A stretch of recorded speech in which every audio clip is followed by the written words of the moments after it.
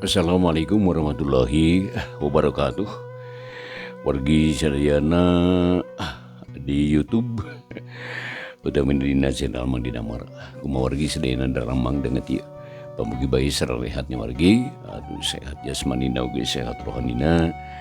Digambilkeun rezekina oge ditebikeun balaina wargi, aya dina lindungan atanapi panang tayungan Allah Subhanahu wa taala. Amin ya rabbal alamin. Eta pisan dipihar musim kuring siang karya nongki. Wargi anu jeung ngantos-ngantos dongeng Sunda dina judul Ngadu Teluh karangan Kiliksa dinten ieu bagian ke-15 dina bagian ke-14 harita urang nyariskeun ajengan anu nuju maksudna nyaram ka parid anu bade kaburnya wargi ti eta pesantren jalaran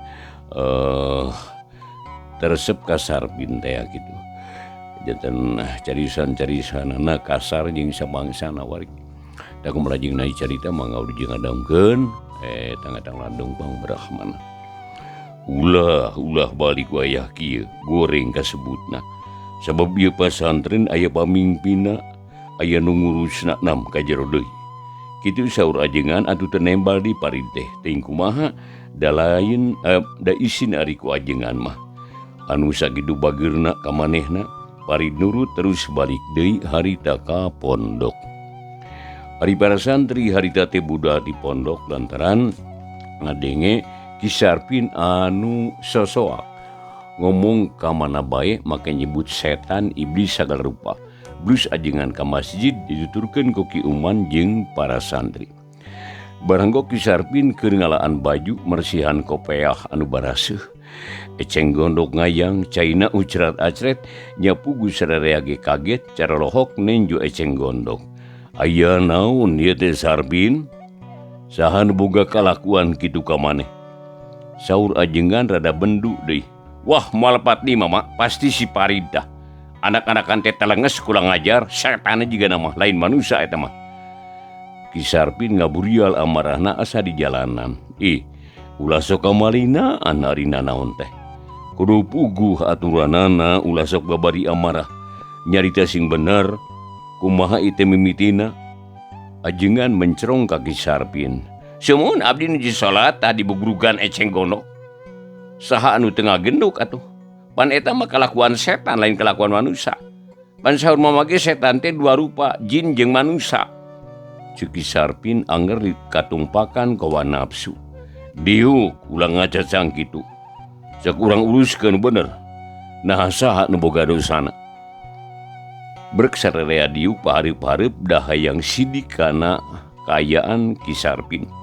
Di sakitu ajengan mariksa ti awal nepi ka akhir. Kisarpin tetep nuding ka Parid. Nya akhirna Parid disaur terus dipariksa. Parid, tadi hidup rek mingat kapegat ku mama. Nyebutkeun yen rek balik. Bari teu puguh alesanana.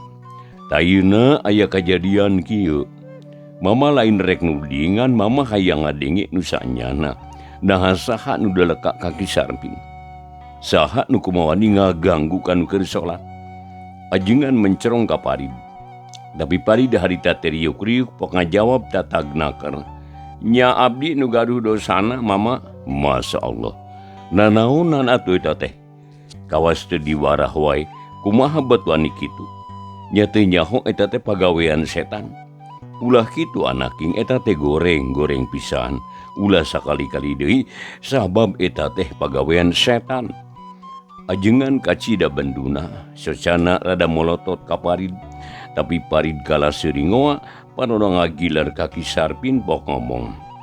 Ari Kisarpin sanes setan gitu. Nah yakin Kisarpin teh manusia? Nah make nanya kitu. Ulah goreng hate eta teh kacida salahna ulah nyangka goreng ka batur. Buating batur teh leuwih hade batan urang. Nu kudu ditilik mandiri pribadi baca awak sorangan. Ulah waka nyalahkeun ka batur. Saur ajengan deui. Abdi mah jangam kitu teh dumasar kana bukti sareng kanyataan. Kieu geura mama. Barabat Parid nyaritakeun pangalamanana ti awal nepi ka akhir. Ngeunaan ngaji teu pindah-pindah, ngeunaan Kisarpin anu nampa panyogok lilitikan, pilih kasih jeung deleka. basa parid gersare ngaudangkeun anak wae cenggonok sabugrugan. Barang adang katerangan kitu ti parid ajengan geuneuk laraina. Secana mureleng ka Ki Sarpin. Atuh Ki Sarpin maningeluk jiga buuk menang mabuk. Teu wani cengkak, teu wani pateuteub beungeut bakat ku era jeung sieun. Bener eta teh Sarpin. Sandaya-daya ceuk Ki Sarpin bari cengkat. Luk deui tungkul jajantung naratu hatena lerenyapan diuk ge asa teu napah. Masya Allah. Nah anta teh Sarpin bet teu beunang dianelkeun. Teu beunang dipercaya na ngarah naon atuh eta teh ngarah naon coba? Hah? Make jeung kikituan ngarah naon coba? Ki Sarpin teu nembalan letahna asa heuras, bibirna rapet, jajantung munggah ratug, hatena teu buguh rasa. Era wirang asa ditaranjangan. Nya akhirna Ki Sarpin terus diseuk-seukan ku ajengan. Dibapatahan di elingan nu akhirna ditibanan hukuman. Nyatana kudu ngepel masjid sarta kudu menta di hampura ka parid. Hampura jang ceuk Ki Sarpin bari ngajak sesalaman ka parid. Ku parid ditampanan nya parid diseuri teu ngomongna naon. Nam, geura ka pondok. Awas ulah sakali-kali deui kitu teh. Saur ajengan harita bari malong ka Sarpin teh. Atuh buriak para santri bubar terus ka pondok. Kacaturkeun isukna wanci janari para santri geus sarudang paheula-heula ka cai da sok eureun bisi kabeurangan salat subuh. Arida teh parid geus nyaring tapi manehna mah teu tuluy ka cai kalakah beberengkes muntel pakaian. Patah batur sakamarna geus ka cai nu sajian sarua aya nu geus balik ti cai terus ka masjid. Pepujian bari ngadaguan batur. Atuh parid dela luasa teu aya nu ngaharu biru. Sanggeus sreng sewu buntel kenceling indit salungkar salingkar kanu poek supaya ulah aya nu nganyahoankeun. Ah, moal bener neangan ilmu dinu kieu mah. Bening epina. Lain teu resep ka ajenganana. Lain teu nineung kana kanyaahna. Tapi aing mah teu hayang papanggih deui jeung si Sarpin. Jelema burung, jelema teh gableg polo. Kitu ceuk hate parid manehna nekat rek indit ninggalkeun pasantren. Hayang neangan anu sejen anu sakira cocok jeung lelembutanana. Hayam jago raung kongkorongok manuk puter disada maningala di kebon awi kadenge manuk saeram mani beger ngabageakeun datangna beurang. Brai beuki caang nu akhirna caang ngebrak panon poe mencorong di tebeh wetan. Cahayana sumirat nyaangan buana panca tengah dipapag gurecetna sora madu. Dangdaunan baraseuh keneh kuremis jujukutan harerang bating gurilap. Si ibun anu napal katojo ku panon poe herang lir mutiara. Eta kabeh nambahan endahna alam anu bersih pi kabetaheun. Dina kayan kitu parid mah geus cape leumpang awak teu ngarasa tiris sabab geus ngesang jalan nu disorang nanjak mudun pungkal pengkol 2 kali papanggih jeung anu tas nyadap. Jol kahandapeun tangkal juar di dinya marada negla tatangkalan cara deui. Ari tetenjuan plung-plung kalandeuh atuh katara mayak pak pasawahan parang sumedeng koneng. Atuh kawetan hegar bengras pagunungan kasorot ku panon poek. Mega ipis ancal-ancalan nyatana paesan langit anu biru semu ku laut ya. Poe ieu aing nyeun deui poe cikalna. Kamana nya kudu incah? Di mana anu aya pasantren tapi dunya teh lega. Kamana we losna aing kudu manggih guru nu luhung. Beunang ajengan nu wijaksana anu nyaho kana maksud jeung tujuan aing. Aing hayang nyahona ari Allah nu sabenerna di mana ayana jeung kumaha rupana. Kitu ceuk parid keukeuh hayang nyaho ayeuna Allah. Dasar nu can manggih dadasar tapi aya bakat kana calakan kana omong batur teu pati percaya di bejaan kitu jeung kieu teh hese ditarimana hayang yakin heula nanaonna teh. Angin leutik harita ngahiliwir nebak kana dangdaunan aroyag pating arulang. Jiga nu ngagupayan karasa tiis matak seger kana awak. Parid lempang deui nuluykeun dalampahanan. Jadi kitu jeung kitu we menang sabaraha poe. Namun penting eureun heula ngadon sare di mana bae poe keunana. Ari barang dahar pamanggihna bae. Manggih buah dahar buah, manggih beuti ngadahar beuti, manggih pucuk ukur pucuk, nginum cukup kuci atah bae. Tapi aneh eueuh basa nyeri beuteung, teu matak gering, teu matak nanaon, jag-jage nu aya. Parid teu kebal geus kuat ku itu ku ieu. Sare ngagoler dina jukut ge teu matak lieur, teu matak asup angin, awakna kalah kuat karebel teh. Wargi nya akhirna atuh dina poe ka-7 harita parid teh anjog ka hiji lembur nu ceuk pangrasa parid pika betaheun. Eta ge mindeng manggih lembur mah tapi tara eureun-eureun acan sakapeung mah mun taya karesep teh. Harita mah make daek nyimpang ka warung nu boga warungna lalaki geus kolot. Dibaturan ku incuna awewe umur 11 tahun meureun daleutik keneh. Bus parid ka warung gek diuk dina bangku panjang rada reyon. Ki, lembur naon ieu teh? Ceuk parid ka nu boga warung. Lembur Gandawangi jang. Ari ujang ti mana bade ka mana ieu teh? Cek tukang warung malik nanya mencerong ka parid. Oh Gandawangi nya. Alus deui ngaran lembur teh. Ari ganda teh 2, ari wangi teh seungit jadi 2 kali seungit atawa seungit 2 meureun nya. Resik deui. Buruan bareresih lanening eueuh kalakai. Eueuh jukut pagar rapih imah beres kekembangan oge mangkak. Pika betaheun ieu mah kieu. Saha wae ge bakal betah cicing di dieu mah yeuh. Najan anu kakara datang ge ujug-ujug resep di dieu mah. Ceuk parid muji kana kasehatan jeung karesikan lembur Gandawangi. Atuh mandirebeh liang irung tukang warung teh. Sebab lemburna dipuji.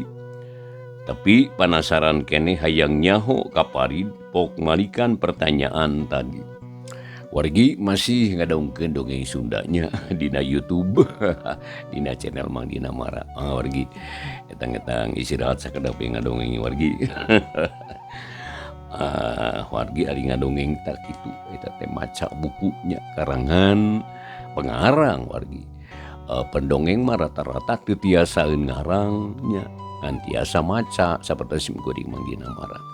Namun eta aya ciri khas masing-masing atau napi versi-versi masing-masing. Versi Mang Dina Mara mah kieu tangga dong teh wargi. Dikawi tahun 70 genep di kayeuna alhamdulillah wargi masih tiasa alhamdulillah Allah masih anjiswa oge masih tiasa ngalaksanakeun maca buku dongengnya. Sok sanaon so enten benten sareng kapungkur. An masih kene anu mareo teh sepuh Mang Dina teh nya. Da kitu wargi. Mangga ina urang lajengkeun wargi lah carios atanapi dongeng Sunda dina judul ngadeteluh bagian nu ka-15. Ari ujang teh saha eta teh ti mana bade ka mana? Ngaran abdi teh Parid ki tas di tukang rek hareup. Nah teh bener teuing ngajawab teh. Piraku teu boga tujuan. Cek tukang warung tapi bari ngahuleung panonna mencerong ka Parid. Anu katenjona mah tetep ayem teu riuk-riuk. Nya kudu kumaha atuh ki da muhun abdi mah kitu. Tapi ketang eta ge boga ari tujuan teh tujuan teh mah ki. Ieu teh keur neangan ajengan anu luhur elmuna, anu jembar pangabisana, nu adil jeung wijaksana. Cik di mana nu aya ki sugane aki uninga? Ceuk Parid. Oh, neangan ajengan ujang teh nya. Sumuhun ki. Milarihan ajengan abdi teh. Anu sok daek ngajarkeun elmuna di mana nu aya saha jenenganana jeung kumaha sikapna deui ki tah. Kitu maksad teh kinten-kintenna kumaha deui laku lampahna. Eueuh mani merekpek ieu jang. Ari nya marek masantren ka ditu we ka Cimarah. Di dinya aya ajengan nu kasohor. Jenenganana teh ajengan Burhan, santrina loba, malah kagungan pondok sagala. Pandidi itu teh aya orang dia si iri ngaranna teh keur masantren didinya. Cik tukang warung dari anaker. Oh, iri anu beteungna dayut anu ngomongna rada cadel. Geuning ujang geus nyaho. Tukang warung bengong. Pan abdi ge kaluaran pasantren Cimara, murid ajengan Burhan nu kahiji. Tapi ilmuna kabeh geus aya di abdi.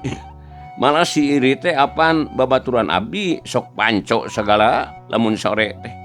Jeung esok silih pencetan we. Pan diajar kitabna ge ti abdi si iri teh. Utan tukang warung percayaeun padahal parid mah heureuy. Dayeuna hayang nambahan ilmu, hayang neangan guru nu sejen. Di Cimara mah ilmu geus beak. Geus asup kana uteuk abdi kabeh. Uluh. Nah hayang guru nu kumaha jang. Nya hayang nu wijaksana we nu luhung. Anu jembar aduh. Atuh anu adil jeung sagala hade we. Ulah aya kacawadna kitu ceuk parid. Nya kudu ka Mekah berenjang. Kaditu ka Kangjeng Nabi Muhammad sallallahu alaihi wasallam. Sabab ari kasebut jelema biasa mah najan paneh pangkat ajengan ge moal aya nu sampurna kawas Nabi. Ceuk si Aki dari naker. Hakim mah tabarantos teu aya di kieuna Kangjeng Nabi mah. Ari geus kumaha atuh. Jalma biasa mah moal aya nu sampurna. Aya we kakuranganna nya hese neanganna. Teu kitu ki. Manusia mah teu kaciri puguh. Jika pinter tapi balegug, jika balegug tapi bodoh pinter. Cek parid bari nyerenge. Atuh si Aki tukang warung teh kerung. Bingungeun na kudu kumaha ngalayanan parid. Calengkeung incuna nimbrung. Ulah di bawah ngobrol nu burung teki. Kemana wae ngomong teh. Aki ngagebes ari parid galaseun pok nempas. Abdi mah mending kena disebut burung lah jeung tibatan disebut pinter mah. Aduh kalah. Punten ki batuk kita lieu. Sabab ari jelema mah leuwih hade goreng heula supaya ngarti kana hade jeung bener tah. Sabab lamun ujug-ujug bener moal ngarti kana salah. Nuhun nya Kang, suka lah disebut burung ge. Kitu ceuk parid. Aki jeung Incu seri teuteup nu tadina rada curiga ka parid ayeuna mah jadi panasaran manehna teh. Si Aki nepikeun ka bijil ti warung gek diuk gigireun parid, panonna neuteub kana beungeut pokna nyaleuleui. Ujang teh neangan naon nu sanyana atuh. Neangan guru nu saestu, neangan ulama nu utama. Nu kumaha guru saestu teh? Nu kumaha ulama nu utama teh? Nu bener dina sagala tindakanana antara ucap tekad jeung lampah henteu pasalia. Eta bener ngaranna sarta disebut linuhung ku abdi mah. Cuma pinter ngaji wungkur lamun teu dibarengan ku amalan-amalanana nu luyu jeung ajian. Tawa jeung ajaran. Cuma pinter mapatahan namun dirina pasalia jeung eta papatah. Kuring mah hayang guru nu sajati anu bener luar jero. Anu akur antara ucap jeung lampah pon kitu deui tekadna. Si Aki unggut-unggutan da heueuh ka harti ku si Aki ge. Hiji jalma anu pasalia antara omongan jeung kalakuan. Anu teu kaasup jelema hade, tapi hese neangan anu kitu teh apan. Lolobana mah lolondokan kene jadi can aya anu saimbang. Can manggih anu sajati. Ki keur saheulaanan mah abdi hayang leureuf di dieu ieu teh. Nayanu sok ngawuruk ngaji ari di dieu ki. Ceuk parid nanya deui. Aya yang aya. Tapi Aki teh terang naha eta jalma teh sajati atawa henteuna. Aki macan leukeun di tenan. Jeung di tekadan teu bisa maca karak ngadenge omonganana kitu tah. Jeung tempokeun kalakuanana usia tenang mah wallahu alam eta. Cik si Aki jadi hati-hati nakar nyaritana. Keun lah dah kuring mah lain neangan guru nu sohor. Butuh sote nu sajati, ari sajati mah da hese milihna. Dekat teh henteu ku panon, teu karasa kuleungeun. Tapi kudu karandapan heula. Cik saha ta jenenganana di mana ayana?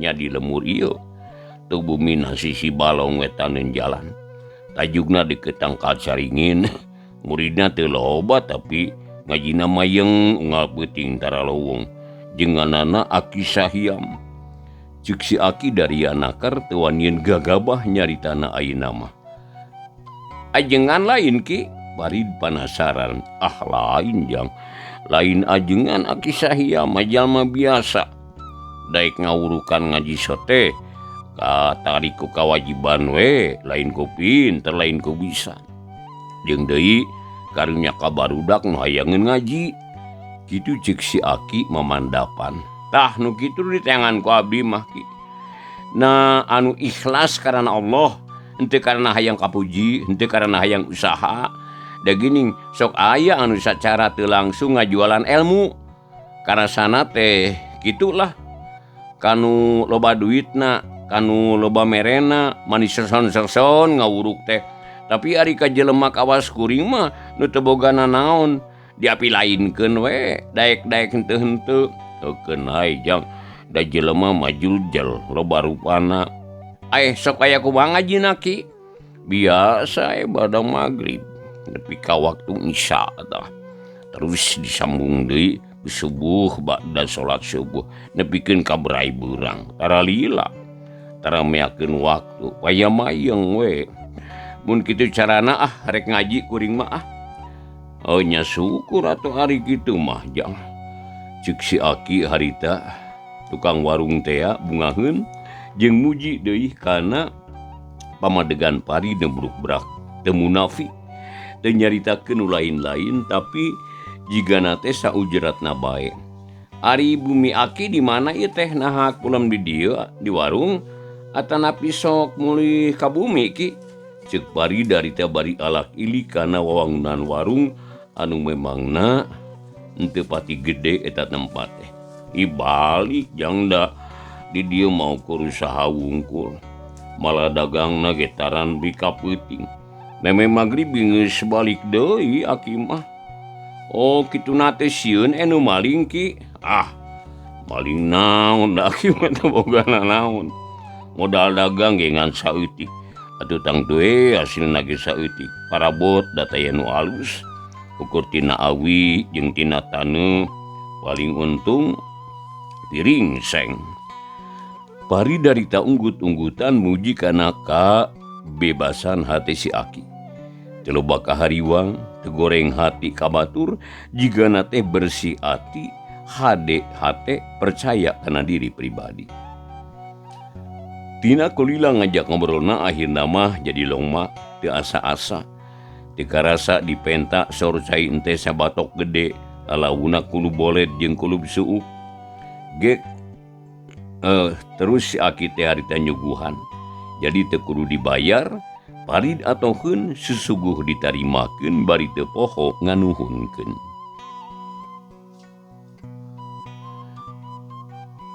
waktu tanusnya relek dikarasa panon poe geus rek surup parid bingungeun ka mana nya kudu indit da teu boga kawawuhan teh manehna teh apan tapi akhirna mah pok ngomong ka si Aki ki ulah dedeupeun nya kinya mun abdi cicing di dieu saheulaanan moal ka jero rek di dieu we lah di luar dina bangku panjang kaditu we atuh ka imah Aki kaditu lah ceuk si Aki dareh denaker isin raos teuing di bumi maki bisi tutumaneun mangkaning abdi mah jelema sangsara bisi ngarumas mending ge kieu we da geus biasa tapi kasayan Aki mah katampi nuhun pisan ki ceuk Farid nya kajeun atuh ari kitu mah daki mah tara nepi ka burit dagang teh rek tutup we wayahna atuh nya lain naon teh nyinggahan ka ujang lain tapi waktu naik tengis tengidinan yang mangga ki mangga ceuk Farid tetep ayem atuh geus kitu mah harita si Aki teh beberes sarta nutupkeun tingkeban terus milang duit tina laci bus kana saku anu perlu dibawa balik atuh jepret panto dikunci gemblok harita ret deui ka Farid wayahna ku aki ditinggalkeun heula nya sugane isuk pagi teu pamanggih deui. Insyaallah ki papanggih deui ceuk Parid. Leos si Akiti jeung incuna balik ku Parid dijajabkeun ku paneuteut. Malahan waktosna wargi sadayana dina channel YouTube channel Mang Dina Mara anu biasa ngadangkeun dongeng Sunda anu digarap ku sim Mang Dina Mara. Rupina kumargi waktos teh kapan teh wargi sadayana nya. Aya waktosna gitu teh. Meuri pama diteraskeun moal tamat-tamat teh dongeng teh seueur bukuna nya.